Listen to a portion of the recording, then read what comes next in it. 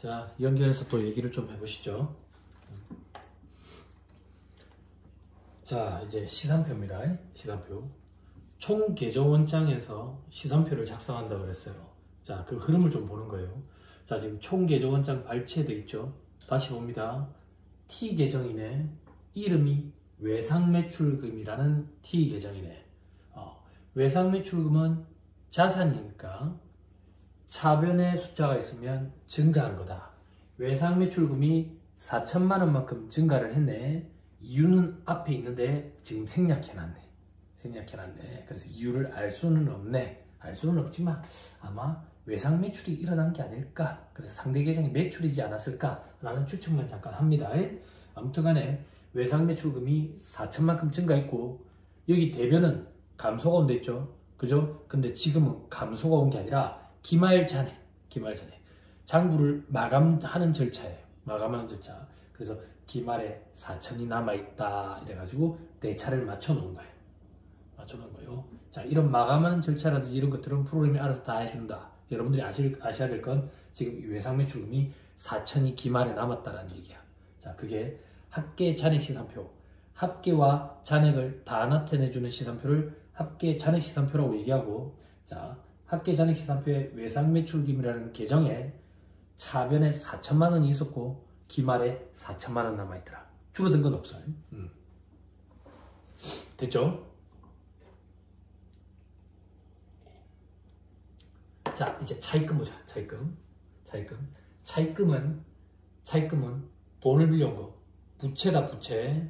부채니까 부채가 증가한 거는 대변에 갖다 쓸 거야. 아, 보니까 차입금이 2천만 원만큼 증가했네. 상대 계정은 뭔데? 생략해놨어. 아마 보통 예금 아니면 현금일 건데 아무튼 생략해놨어. 자, 기말이라는 얘기는 차입금은 부채라서 상대편은 차변이 상대편이 된다고. 그래서 기말이라는 거는 붕괴가 있는 게 아니라 마감 절차를 밟기 위한 작업으로 프로그램이 알아서 해주는 거지 우리가 별도로 하는 건 아니다. 자, 아무튼 차입금이 대변에 2천만 원 발생했고 기말에 2천만 원이 남아있다고. 그래서 이 계정 과목에 보면 현금, 외상매출금, 차입금 쫙 있죠. 그죠? 여기에 차변에 자산과 비용들이 오고 대변에는 부채, 자본, 수익들이 나타난다 그 얘기예요. 그래서 현금, 자산이죠. 외상매출금, 자산, 차입금, 부채, 자본금, 자본, 그리고 매출, 레버뉴, 제일 대표적인 수익, 매출원가, 비용, 이렇게 수익과 비용까지 쭉 나타난다. 됐죠? 자, 그렇게 하면 시산표가 작성이 된 거야. 근데 그 시산표는 수정을 하기 전에 시산표라고. 그러면 수정을 해서 수정 후 시산표를 뽑아내가지고 이걸 가지고 재무제표를 작성을 해야 돼. 그러면 뭔가 수정을 한다는 얘기네. 그 수정을 우리는 결산 수정 붕괴라고 표현하고 사람 손이 탄다 했다고. 사람 손은. 이 결산 수정 붕괴에는 크게 두 가지가 있어요. 크게 두 가지. 첫 번째, 현금주의에서 발생주의로 돌리는 거. 이게 결산 수정 붕괴의 제일 대표적인 형태야. 다음 페이지 나오니까 좀 기다릴게요. 그리고 두 번째가 기말 자산 부채 평가라고. 기말 자산 부채 평가. 자, 기말 자산 부채 평가 이거부터 얘기를 해야 되겠네요. 기말 자산 부채 평가는 아까 재고자산 잠깐 얘기해줬죠. 재고자산 우리 회사가 청바지 만드는 회사인데 청바지가 장부상 지금 100만 원치가 있어. 그러니까 창고에 100만 원치가 짱 박혀있다고 안 팔려가지고 재고로. 근데 알고 봤더니 이 청바지가 나팔바지인 거예요. 나팔바지는 싸이가 다시 노래를 불러도 유행이 돌아오지 않아요. 그죠? 제값을 못 받는다 그 얘기예요. 제값을 못 받는다. 이것도 조금만 보여드릴까? 하지만 뭐 반지만 있으니까.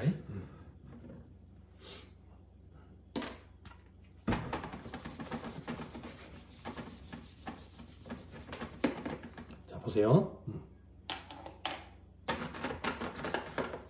기말의 재고가 100만 원치가 있다. 기말 재고가 100만 원치가 있어요. 100만 원치가 있는데 이걸 지금 갖다 팔면 25만 원밖에 못 받는데요. 근데 갖다 파는데 교통비가 5만 원 정도 든대요. 그래서 내한테 실질적으로 수중에 남는 건 20만 원밖에 안 된대. 20만 원. 그러면 회계 기준서에서 어떤 얘기를 하고 있냐면 장부에 남아있는 이 100만 원은 의미가 없는 숫자다. 너가 지금 갖다 팔아봐야 받을 수 있는 돈은 20만 원 아이가. 그래서 장부에 있는 100만 원을 20만 원으로 뜯어 고치래요. 차이가 얼마만큼 나죠? 80만 원만큼 차이가 나죠. 그죠? 그러면 재고를 80만 원만큼 줄여야 되니까 재고 자산이라는 자산을 감소시키는 분계 대변에다가 갖다 쓰면 되겠죠. 대변에 재고 자산 80만 원 이렇게. 그리고 차변에는 뭐라고 쓰는데 지금 우리 뭐 했는데 이 재고를 기말에 평가를 했어요. 그러면서 발생된 평가 손실이라는 비용 계정 과목을 써요. 평가 손실.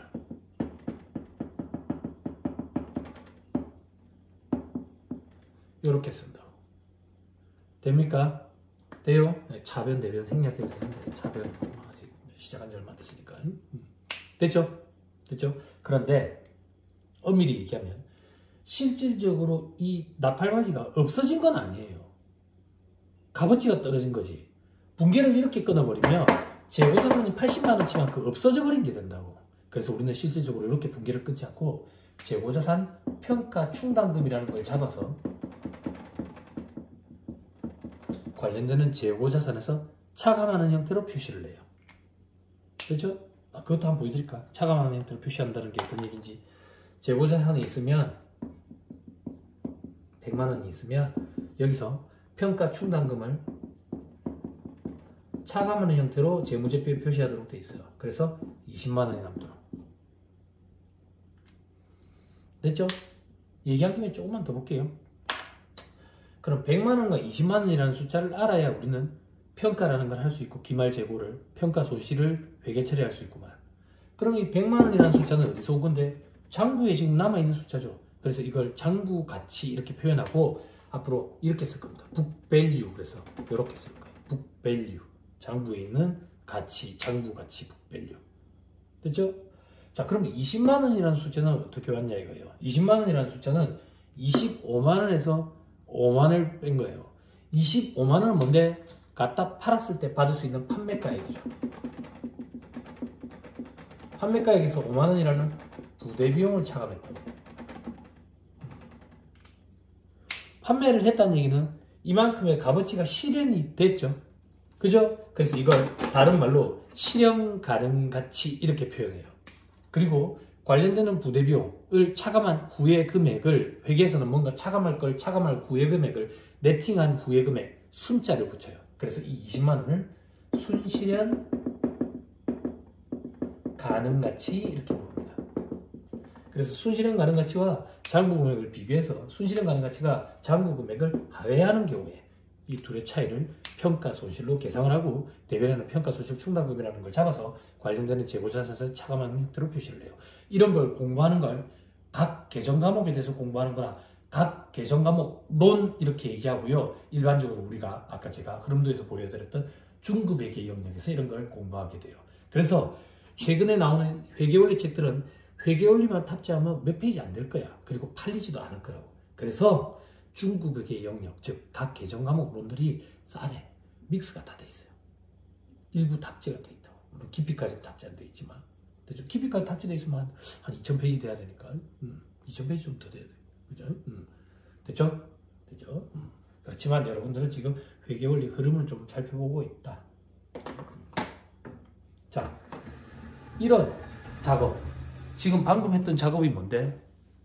재고자산이 100만 원치인 줄 알았는데 값어치가 20만 원밖에 안 되더라. 그래서 이 재고자산을 20만 원으로 뜯어 고치는 작업을 했네. 이거 언제 한대? 기말에 100만 원짜리가 200만 원짜리가 됐다고 평가가 이루어졌네. 이런 걸 우리는 기말에 재고자산을 평가했다 이렇게 얘기해요. 평가했다. 그리고 저 분계를 기말에 분계를 추가하는 거예요. 이 분계가 결산 수정 분계고요. 결산 수정 분계는 기말 자산 부채를 평가하는 작업이다. 안 어렵죠? 그죠? 또 어떤 게 있는데 감가상각. 감가상각 들어보셨죠? 그죠? 차는 이제 사자마자 매일 이제 10,000원씩 감가가 된다 하던데. 그러니까 유형자산을 사가지고 취득해서 사용함에 따라 가치가 매일매일 감소하는 거, 그거에 대해서 회계 처리하는 거, 비용 처리하는 거, 그게 감가상각 아니냐? 이건 무식한 소리입니다. 그렇게 생각하시면 안 됩니다. 매일매일 그 유형자산을 사용함에 따라 가치가 감소되는 걸 비용화시킨다. 만약에 그게 맞는 얘기라면 오늘 제가 만약에 예를 들어서 대면 강의를 가요. 여러분들한테 대면 강의를 가다가 어디 전봇대에 차를 좀 갖다 댔어요. 차를 좀 갖다 대가지고 수리비가 한 120만 원 나왔다고 볼게. 그러면 오늘의 감가상각은 120만 원 아니에요. 그죠? 그냥 말도 안 되는 얘기예요. 말도 안 되는 얘기고요. 감가상각은 자산을 비용화시키는 방법에 세 가지 방법이 있어요. 세 가지 방법. 즉시 비용화, 그리고 직접적 대응, 합리적이고 체계적인 절차로 배분. 이런 세 가지 방법 중에 합리적이고 체계적인 절차로 자산을 비용화시키는 작업. 그게 감가상각이에요. 무형자산은 상각, 유형자산은 감가상각. 용어가 겹치니까 혼용해서 쓰면 무식하다는 소리를 듣습니다. 감가상각은 depreciation, 상각은 amortization. 그래서 용어가 달라요. 한국어로 번역하다 보니까 용어가 겹쳐 보일 뿐이지 용어를 혼용해서 쓰면 무식하다는 소리를 합니다. 유형자산은 감가상각, 무형자산은 상각, 감모는 디플리션이 또 다른 얘기예요. 감모는. 자, 다시 돌아오자. 아무튼 감가상각을 했다. 똥차 1000만 원짜리 사가지고 올해 감가상각이 100만 원이 이루어지면 감가상각 누계 100만 원이라는 형태로 관련되는 똥차 취득원가에서 차감하는 형태로 표시를 해요. 그럼 100만 원을 1000만 원에서 100만 원을 차감하는 형태로 표시하니까 900만 원이라는 금액으로 재무제표, 재무상태표에 보고가 되겠죠. 그죠? 그죠? 그러면 우리는 기말에 1000만 원짜리 유형자산을 900만 원이라는 장부가치로 평가하게 된 작업. 감가상각도 그 기말에 자산을 평가하는 작업 중에 하나다. 됐나요? 됐죠? 밑에 대손 얘기 돼 있네요. 대손도 얘기할까요? 써놨으니까. 대손은 어떤 얘기인데, 자, 제가 장사를 하다 보니까 외상으로 판매를 많이 했어요. 외상으로 판매를 해가지고 1000만 원치 돈 받을 게 있는 거예요. 외상 매출금 이렇게 얘기하죠. 그죠? 그죠? 우리 현업에서는 이제 돈 받을 거 외상으로 팔면 외상 매출금, 받았으면 받을 이렇게 얘기하는데, 학문적으로는 외상 매출금과 받을 을 하나로 큰 카테고리로 묶어서 매출 채권 이렇게 표현합니다. 매출 채권. 그럼 반대로 물건을 외상으로 사왔네, 외상 매입금. 을 발행해줬네, 지급 큰 카테고리로 하나로 묶어서 학문적으로 매입 채무 이렇게 얘기해요. 즉 매출 채권의 외상 매출금과 받을 음이 있고요. 매입 채무의 외상 매입금과 지급음이 있어요. 됐죠? 자, 외상 매출금은 제가 받을 돈이 1000만 원이 있는데 자꾸 한 명이 돈을 안 갚을 것 같은 거야. 왜? 보니까 여기저기 빵꾸 내고 댕기고 뭐 저기 빚이 터졌다니 뭐 이자를 뭐 상환을 못했다더니 이런 소리가 들리는 거지. 내가 불안한 거지.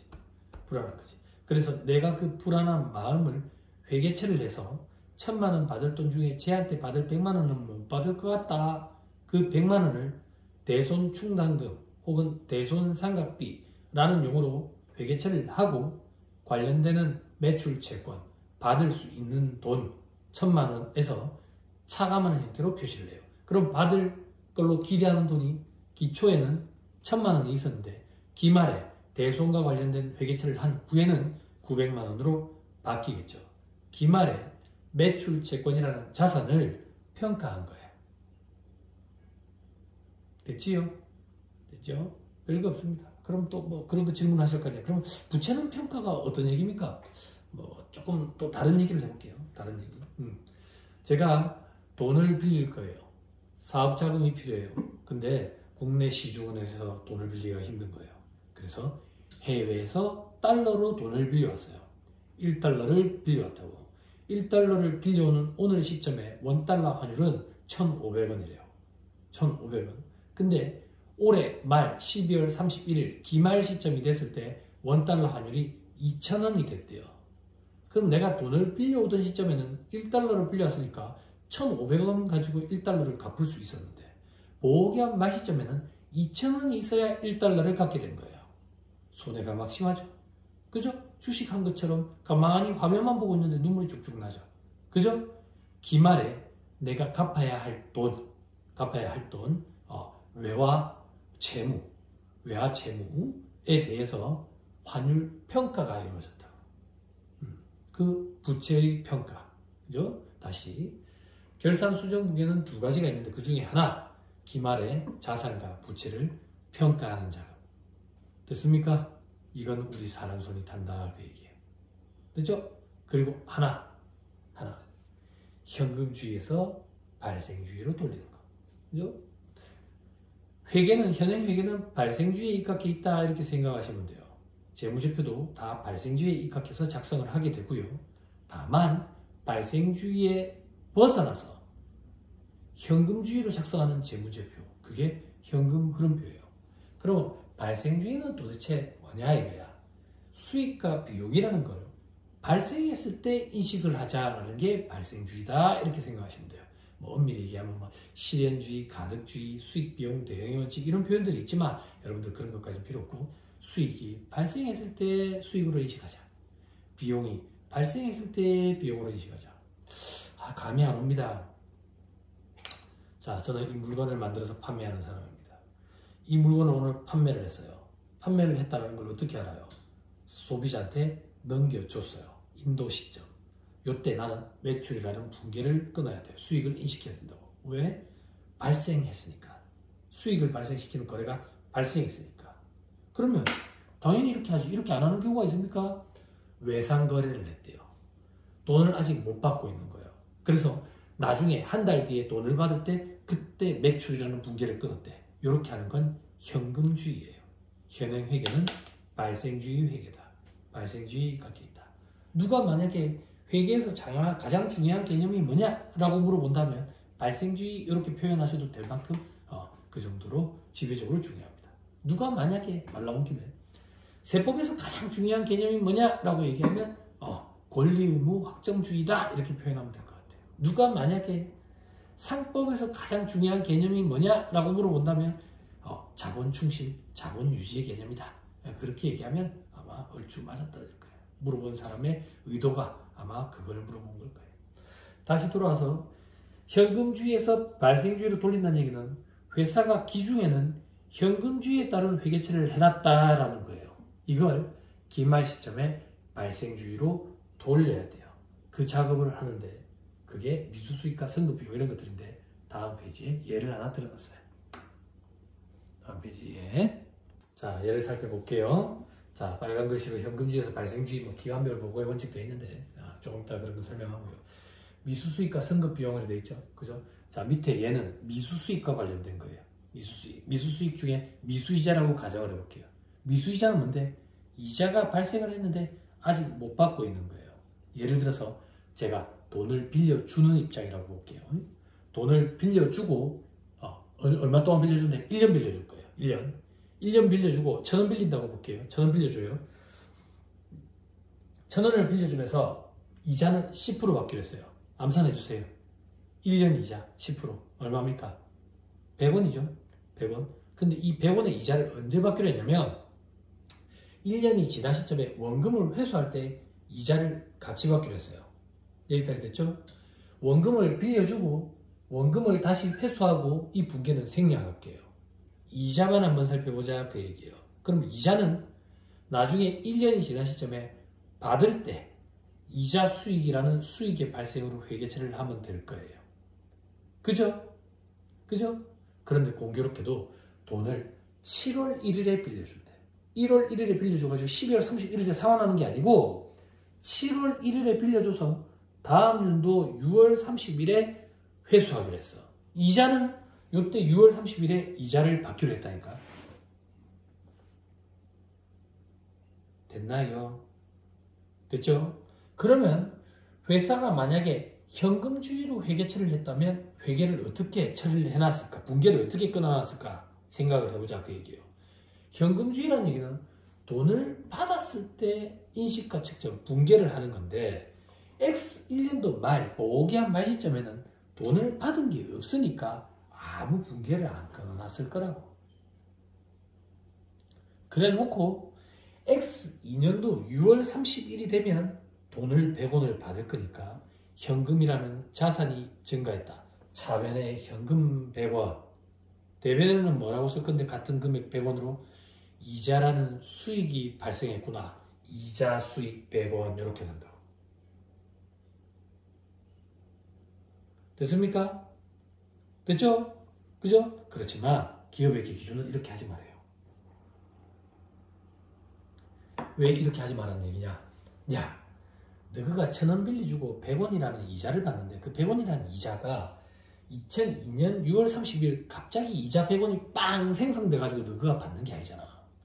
너가 이자 100원을 받는 이유는 2001년 7월 1일에 1,000원을 빌려줬기 때문에 매일매일 이자가 쌓여간 거지. 매일매일 이자가 쌓여간 거지. 다시 매일매일 이자가 발생한 거지. 매일매일 이자가 발생한 거지. 그러면 12월 31일자로 보호기한 만시점이 됐을 때 X1년도에 발생했던 이자에 대해서는 미리 인식을 해야 되는 거 아니냐 이거야. 장부에다가 다시 돌려서 얘기할게. 1년치 이자 이 100원은 X2년도 이자가 아니라 X1년도의 반년, X2년도의 반년에 대한 이자 아니냐 이거야. 그러면 X1년도 말시점, 보호기한 말시점에 100원에 대한 반인 50원에 대한 이자는 인식을 해야 되는 거 아니냐라는 개념이 발생주의예요. 이자 수익이라는 수익이 발생한 시점에 인식을 하자. 그게 발생주의라고. 그래서 보호기한 말시점이 12월 31일에 반인 50원을 이자 수익으로 인식을 하는 거예요. 이자 수익이라는 수익이 발생이니까 대변을 쓰겠죠. 그럼 차변에 50원을 쓰고 계정관목을 써야지. 차변에 뭐라 쓸 거냐 이거야. 돈을 받은 게 있으면 현금, 통장으로 받았으면 보통 예금. 돈을 받았냐고. 돈을 아직 안 받았다니까. 약정이 이때 아니야. 돈을 아직 안 받았다고. 그럴 때 미수이자 이렇게 자산으로 잔다고. 됐습니까? 우리가 지금 얘기하고 있는 현금주의에서 발생주의로 돌리는 결산수정분계는 12월 31일자에 아무 회계 처리 안 해놓은 회계 자료에 미수수익과 이자수익이라는 이 분계를 추가로 집어넣는 이 작업이 결산수정분계다 그 얘기예요. 됐습니까? 됐죠? 자, 다음 연도까지 좀 가봅시다. 말 나온 김에. 자, 다음 연도가 되면 6월 30일에 돈 100원을 받겠죠. 그죠? 그리고 이자 수익이라는 수익을 또 인식해야 돼. 다만 이 이자 수익은 반년치니까 50원일 거야. 50원. 아까 대차 평균의 원리를 해가지고 차변이랑 대변에 같은 숫자가 와야 된다 해놓고 숫자가 안 맞네. 나머지 50원은 뭔데? 미수 수익으로 돈 못 받은 거. 요게 요때 회수가 되는 거지. 이게 무슨 말이야?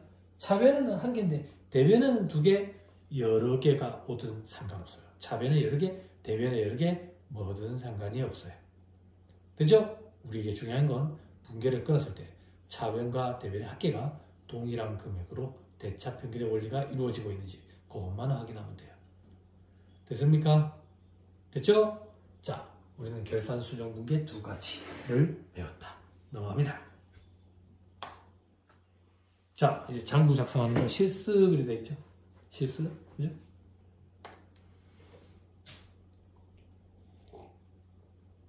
자, 거래내역. 다음은 주식회사 부산의 2014년도 거래내역이다. 자본금으로 법인을 설립했다더라. 사무실에 임차 보증금을 지급했다더라. 사무실 임차료로 월세 지급했는가 왜? 그리고 비품을 현금과 미지급금으로 구입을 했다더라. 은행에서 돈을 빌렸다더라.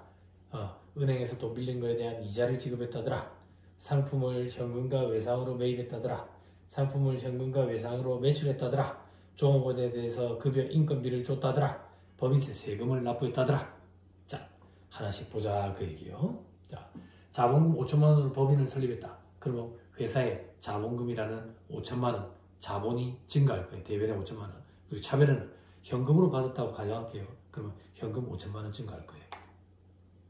차변과 대변. 됐죠? 됐습니까? 자, 이걸 총계정원장에다가 옮겨볼 거예요. 그러면 현금 총계정원장이랑 자본금 총계정원장에 가야 되겠죠. 자, 현금 총계정원장에 가니까 차변에 5천만 원이 증가했네요. 그죠? 생략해놨지만 상대 계정은 자본금. 또 그와 동시에 자본금이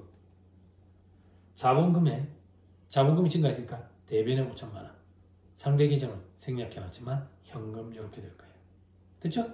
이렇게 하나씩 보면 된다 그 얘기예요. 그죠? 우리는 실질적으로 이 분계까지만 끊는다. 현업에서 일할 때 나머지는 프로그램이 알아서 해주고. 자, 그 다음에 사무실 임차 보증금으로 2천만 원을 지급했다 돼 있죠. 그죠? 요 얘기예요. 내가 세입자예요. 내가 세입자라 가지고 전세 보증금을 2천만 원을 줬다 그 얘기예요. 그럼 이거는 나중에 2년 계약이 일반적이니까 2년 뒤에 내가 다시 돌려받겠죠. 그죠? 나중에 받을 돈이라서 자산으로 잡아놔요. 자산. 계정과목은 그냥 임차 보증금 저렇게 잡아놓으면 돼요. 임차 보증금. 그럼 반대로 건물주 입장에서는 나중에 돌려줘야 되니까 부채로 잡아놓을 거예요. 내 입장에서는 자산으로 잡아놨다. 자, 임차 보증금이라는 자산을 차변에다가 2천만 원만큼 증가시켰다. 대변에는 현금으로 줬다고 볼게요. 현금이라는 자산이 2천만 원만큼 줄어들었다. 자, 또 볼게요. 자, 임차 보증금 총 계정 원점 가보자. 임차 보증금이라는 총 계정 원장에 차변에 2천만 원이 증가했네. 상대 계정은 현금인데 생략해놨다고. 됐죠? 또 현금 가볼까? 현금에 가니까 아까 괄호 2번이었지. 거래가. 대변에 2천만 원 있네. 현금이 2천만 원 나갔다는 얘기네. 명목은 생략해놨지만 임차 보증금이겠지. 됐죠? 됐습니다. 자, 그 다음 괄호 3번. 사무실 임차료로 200만 원을 지급했다. 월세 200만 원을 냈다 그 얘기예요.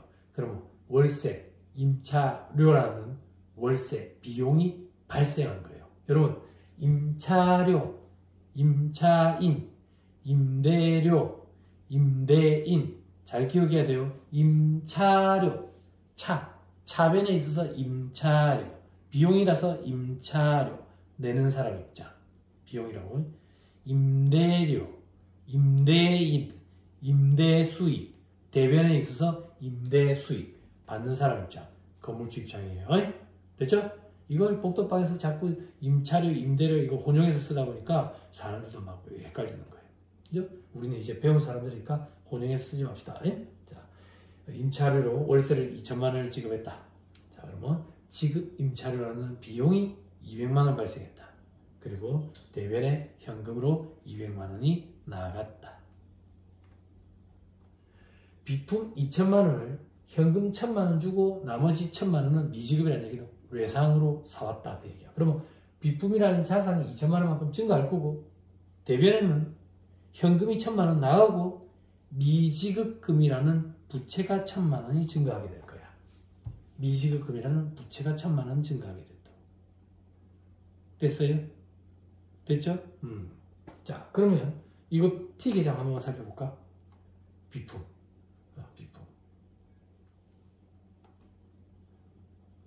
비품이 2천만 원만큼 증가했네. 차변에 있으니까. 대변에는 괄호 4번. 현금이 1천만 원만큼 나갔네. 그리고 아까 미지급금. 괄호 4번. 미지급금이라는 부채가 1천만 원만큼 증가해서 대차가 2천만 원, 2천만 원 합계로 맞아떨어졌네. 그죠? 됐죠? 자, 그 다음 괄호 5번. 은행에서 2천만 원 차입했다. 은행에서 돈을 빌려온 거예요. 그럼 차입금이라는 부채가 2천만 원만큼 증가할 거고 은행에서 현금 받았다고 볼게. 그럼 현금 2천만 원이 증가할 거고 현금 2천만 원이라는 자산이 증가하고 차입금이라는 부채가 2천만 원 증가하고. 자, 이건 T 계정 살펴보는 거 생략할게요. 차입금에 대한 이자 200만 원을 지급했다. 이자 비용이라는 비용이 200만 원만큼 발생할 거니까 차변에. 대변에는 현금 200만 원. 확인됐죠? 자, 그 다음 어디 있지?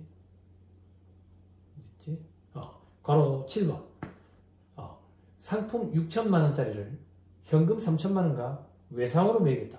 그럼 상품이라는 재고 자산이 6천만 원만큼 증가할 거고 대변에는 현금이라는 자산이 3천만 원만큼 감소하고 그리고 외상 매입금 혹은 매출 채권 이래가지고 부채가 3천만 원만큼 잡히겠죠. 여기는 외상 매입금으로 잡아놨네요. 회계 올리다 보니까. 됐죠? 됐죠? 자, 그 다음